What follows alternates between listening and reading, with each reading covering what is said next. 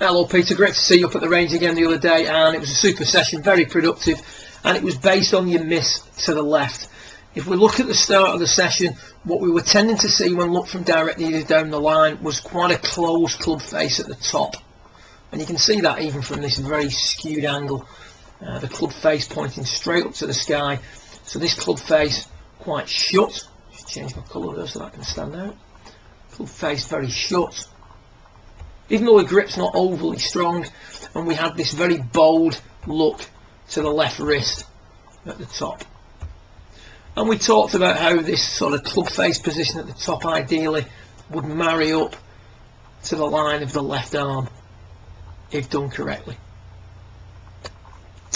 So what we then traced it back to was an inadequate setting of the wrists by the time we get halfway back. We broke the takeaway down into component parts, and we explained that three things are happening during the takeaway or during the swing. In regards to the arms, the wrists set vertically. Now, this is very hard to grasp when the other things are happening, because the hands and the arms are always moving and changing orientation to the ball, but that's the way the wrists hinge during a golf swing. So the wrists hinge vertically, the forearm or the back of the left hand will rotate, and then the arms will swing back. And when you do those three components, you can see there's a stark difference to that halfway back position. When the left arm's parallel with the ground, there's more setting in the wrists, and the club face is pointing towards us less. As you then get to the top, you're seeing a much more neutral club face position that matches up to the left arm.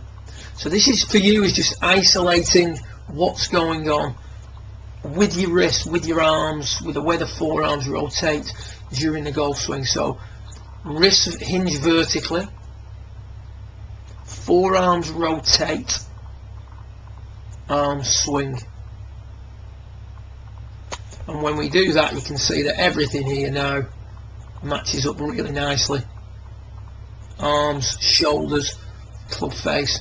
And from there, rather than making a downswing where we've got to work the body really aggressively to prevent the club face from shutting down, and if anything, your downswing is just a series of compensations to make up for that closed club face, we can now start to swing down a little bit more freely, without the fear of the ball going to the left. You hit a lot of good positions during your golf swing. You can see there your club face, you're just very used to opening that club up through impact, preempting the miss to the left, which with the more neutral position at the top isn't going to happen anymore. So we'll run you back to the top again.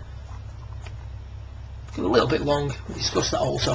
That would be an ideal top of the backswing position for you with a mid-iron. So setting the wrist, rotating the forearms before swinging the arms, and then it's getting a sequence to it, becoming familiar with it, and then learning how to go from the position you know in on the bottom left of the screen through impact to dispatch the ball towards your target. That's where your practice comes in, and we can tidy things up in subsequent sessions. Good luck with it, and I look forward to working with you again in a few weeks' time. Well done.